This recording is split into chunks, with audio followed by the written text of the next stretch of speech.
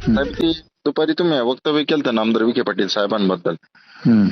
साहेब ते थोडस चुकीचं वक्तव्य झालं, तुम्हाला असं वाटत नाही का? मला एक सांगा, तुम्ही एकाकडे कर्जमाफी तुमचे मुख्यमंत्री साहेब जाहीर मी पण एक शेतकरी पुत्रच आहे साहेब, म्हणजे केली. शेतकऱ्याबद्दल काही बोला. पण साहेब त्यांनी शेतकऱ्यांचे तुम्हाला सांगतो एवढे कुटुंब दत्तक घेतले साहेब ज्यावेळेस आम्ही त्याच्यापेक्षा 1000 घेतले.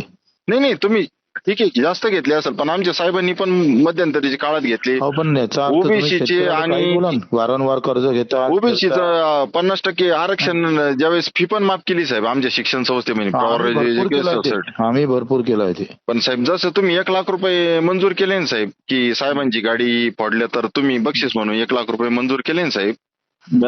वैयक्तिक मी खूप लय म्हणजे सर्वसामान्य शेतकरी आहे साहेब.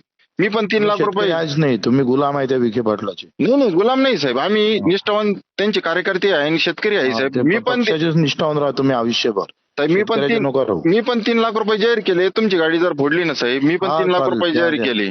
जाहीर करा. हा, आम्ही स्वीकारतो आव्हान तुमचं. पुढच्या बातमीकडे जाऊया.